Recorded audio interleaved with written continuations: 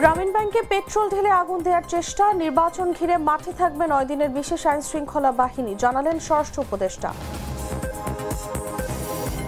একটি দল বিএনপিতে বিভেদ সৃষ্টির চেষ্টা করছে, মন্তব্য মির্জা ফখরুলের। দাদাগিরি বন্ধ করে ভারতকে বন্ধুসুলভ আচরণের আহ্বান বিএনপি মহাসচিবের।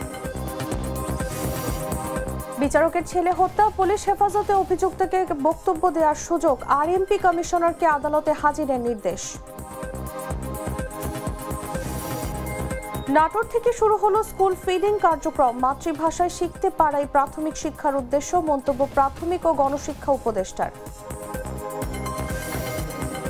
এবং ফরিদপুরে মুড়িকাটা পেঁয়াজ রোপণে ব্যস্ত চাষিরা, সার খরচ নিয়ে চিন্তা, সার সংকটের পাশাপাশি অতিরিক্ত দাম নেওয়ার অভিযোগ।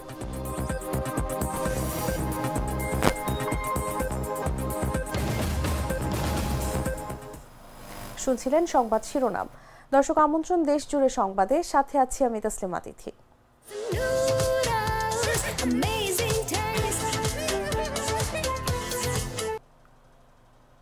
চলে যাচ্ছি পুরো খবরে।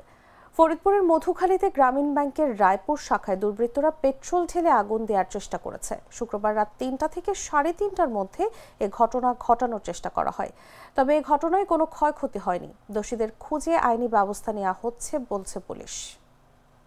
ফরিদপুরের মধুখালীতে গ্রামীণ ব্যাংকে পেট্রোল ঢেলে আগুন দেওয়ার চেষ্টা করেছে দুর্বৃত্তরা। এ ঘটনায় মধুখালী থানায় জিডি করা হয়েছে।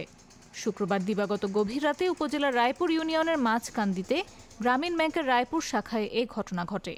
রায়পুর শাখার দ্বিতীয় শাখা ব্যবস্থাপক বাবুল হোসেন জাগো নিউজকে বলেন, দুর্বৃত্তরা ন্যাকড়ায় পেট্রোল দিয়ে আগুন জ্বালিয়ে ব্যাংকের মূল দরজা দিয়ে ভেতরে দেওয়ার চেষ্টা করে। জানালা দিয়েও ভেতরে আগুন দেওয়ার চেষ্টা করে, কিন্তু ভেতরে আগুন দিতে না পারায় কোনো ক্ষয়ক্ষতি হয়নি। সকালে ঘটনাটি দেখার পর থানায় জিডি করেছি। গ্রামীণ ব্যাংকের রায়পুর ব্রাঞ্চের ব্যবস্থাপক নবীনা নুরুল পিয়া জাগো নিউজকে বলেন, শুক্রবার দিবাগত রাত 3টা থেকে 3:30টার দিকে দুর্বৃত্তরা ব্যাংকের দরজার সামনে পেট্রোল ঢেলে আগুন দেয়, তবে ভেতরে কোনো ক্ষয়ক্ষতি হয়নি। দরজার সামনে কালো ধোঁয়া দেখা যায়। এ ঘটনায় স্থানীয় থানায় জিডি করা হয়েছে। মধুখালী থানার ভারপ্রাপ্ত কর্মকর্তা এসএম নুরুজ্জামান জাগো নিউজকে বলেন, পুলিশ ঘটনাস্থল পরিদর্শন করেছে। কে বা কারা আগুন দিয়েছে তা খতিয়ে দেখা হচ্ছে। এ বিষয়ে আইনগত ব্যবস্থা প্রক্রিয়াধীন। আসন্ন জাতীয় নির্বাচন ঘিরে 9 দিনের জন্য বিশেষ আইন শৃঙ্খলা রক্ষাকারী বাহিনী মাঠে থাকবে বলে জানিয়েছেন স্বরাষ্ট্র উপদেষ্টা মোহাম্মদ জাহাঙ্গীর আলম চৌধুরী। বলেন, নির্বাচনের আগে 5 দিন, নির্বাচনের 1 দিন এবং নির্বাচনের পরে 3 দিন কঠোর নিরাপত্তা ব্যবস্থা বলবৎ থাকবে। তবে দেশের পরিস্থিতি অনুযায়ী এই সময়সীমা সমন্বয় করা হতে পারে। শনিবার দুপুর 2টায় পটুয়াখালী সার্কিট হাউসের সাংবাদিকদের সঙ্গে মতবিনিময়কালে এসব কথা বলেন তিনি। নিরাপত্তা নিয়ে কোনো সন্দেহের সুযোগ নেই উল্লেখ করে তিনি বলেন, নির্বাচন খুবই শান্তিপূর্ণভাবে হবে, এ নিয়ে সন্দেহের কিছু নেই।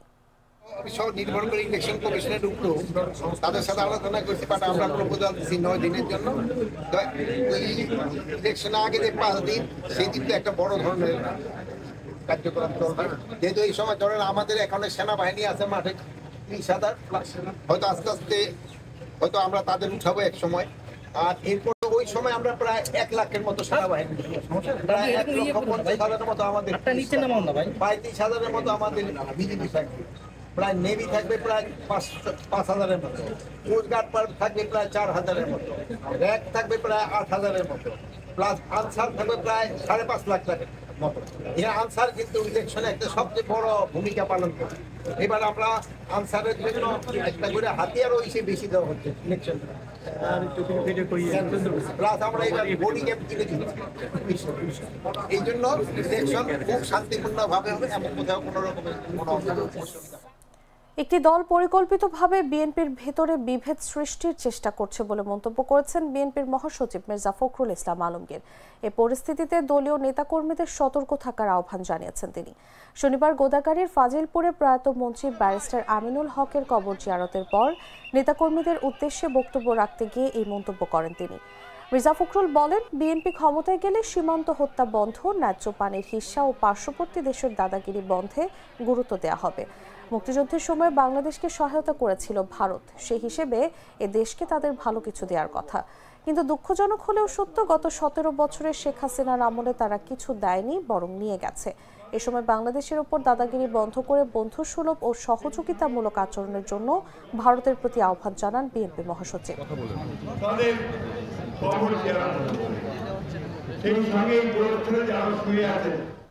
মেহেরপুর 2 আসনের মনোনয়ন বাতিলের দাবিতে বিক্ষোভ মিছিল ও সমাবেশ করেছে গাংনী উপজেলা জাতীয়তাবাদী মহিলা দল। শনিবার বেলা 11:30টার দিকে গাংনী ফুটবল মাঠ থেকে মিছিলটি শুরু হয়ে শহরের প্রধান সড়ক প্রদক্ষিণ শেষে উপজেলা বিএনপি অফিসে গিয়ে শেষ হয়। পরে সেখানে এক সংক্ষিপ্ত সমাবেশ অনুষ্ঠিত হয়।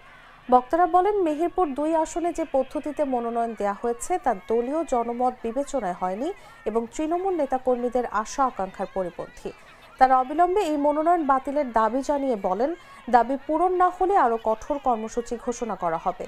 বিক্ষোভ মিছিল ও সমাবেশে গাংনীর বিভিন্ন ইউনিয়ন থেকে নেতাকর্মীরা অংশ নেন এবং নেতৃত্ব দেন গাংনী উপজেলা মহিলা দলের সভানেত্রী ফরিদা পারভিন।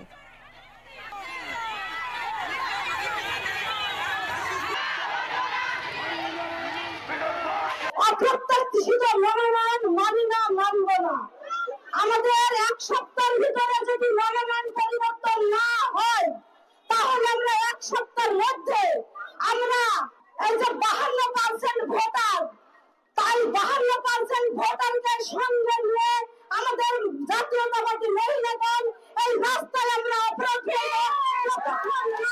মনোনয়ন পরিবর্তন হবে ততক্ষণ আমরা রাজপথে থাকবো। মিলন ভাই ভয় নাই।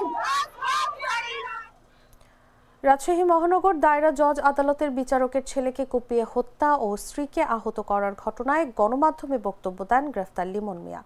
পুলিশ হেফাজতে থাকা অবস্থায় ভিকটিমকে দোষারোপ করে মিডিয়ার সামনে বক্তব্য প্রদান করার সুযোগ দেয় Rajshahi metropolitan police commissioner Mohammad Abu সুফিয়ানের বিরুদ্ধে কেন আইনগত ব্যবস্থা গ্রহণ করা হবে না তা সশরীরে আদালতে উপস্থিত হয়ে কারণ দর্শানোর নির্দেশ দিয়েছেন আদালত।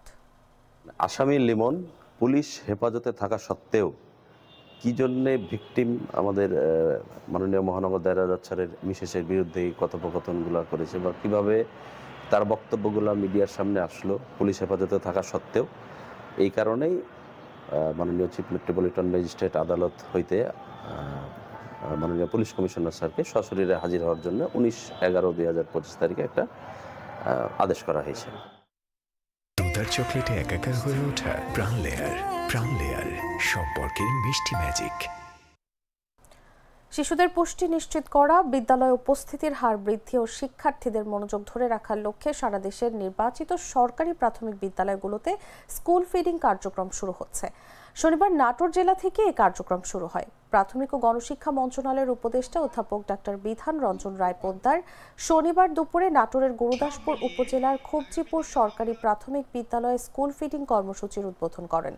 সরকারি প্রাথমিক বিদ্যালয়ে ফিডিং কর্মসূচি শীর্ষক প্রকল্প সূত্রে জানা যায়, 2027 সাল পর্যন্ত প্রকল্প মেয়াদকালে দেশের নির্বাচিত 150টি উপজেলার 19,419টি সরকারি প্রাথমিক বিদ্যালয়ে 31,13,000 শিক্ষার্থীকে সপ্তাহে 5 স্কুল কর্মদিবসে ফর্টিফাইড বিস্কিট, কলা ও মৌসুমি ফল, 15টি ডিম ও UHT দুধ অর্থাৎ পুষ্টিকর খাবার দেওয়া হবে। লিখতে পারে সব মিলিয়ে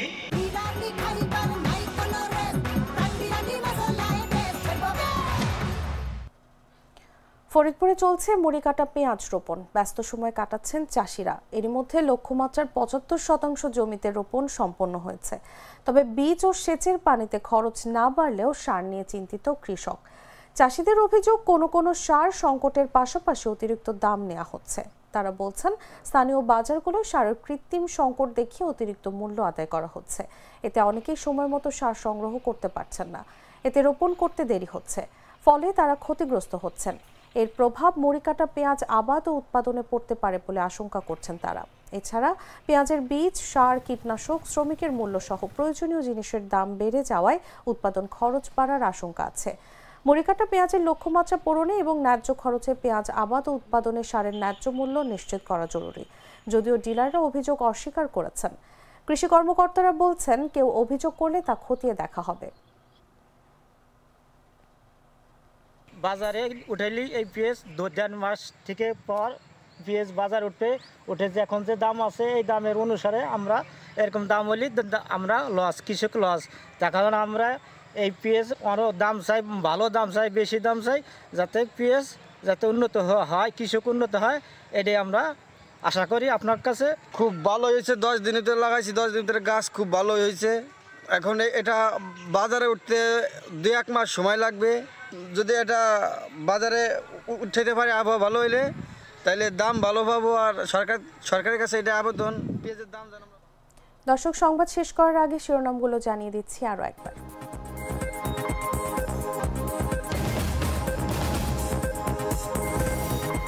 গ্রামীণ ব্যাংকে পেট্রোল ঢেলে আগুন দেওয়ার চেষ্টা, নির্বাচন ঘিরে মাঠে থাকবে 9 দিনের বিশেষ আইন শৃঙ্খলা বাহিনী, জানালেন স্বরাষ্ট্র উপদেষ্টা।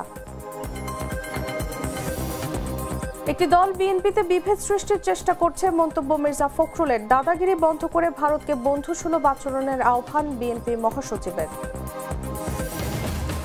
বিচারকের ছেলে হত্যা, পুলিশ হেফাজতে অভিযুক্তকে বক্তব্য দেওয়ার সুযোগ, আরএমপি কমিশনারকে আদালতে হাজিরের নির্দেশ। নাটোর থেকে শুরু হলো স্কুল ফিডিং কার্যক্রম, মাতৃভাষায় শিখতে পারায় প্রাথমিক শিক্ষার উদ্দেশ্য, মন্তব্য প্রাথমিক ও গণশিক্ষা উপদেষ্টার। এবং ফরিদপুরে মুড়ি কাটা পেঁয়াজ রোপণে ব্যস্ত চাষিরা, সার খরচ নিয়ে চিন্তা, সার সংকটের পাশাপাশি অতিরিক্ত দাম নেওয়ার অভিযোগ।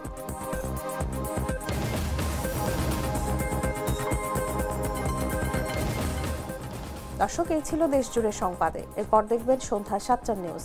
প্রতি মুহূর্তে সর্বশেষ খবর জানতে ভিজিট করুন jagonews24.com। ফলো করুন আমাদের ভেরিফাইড ফেসবুক পেজ এবং সাবস্ক্রাইব করুন জাগো নিউজের ইউটিউব চ্যানেল। ধন্যবাদ সবাইকে।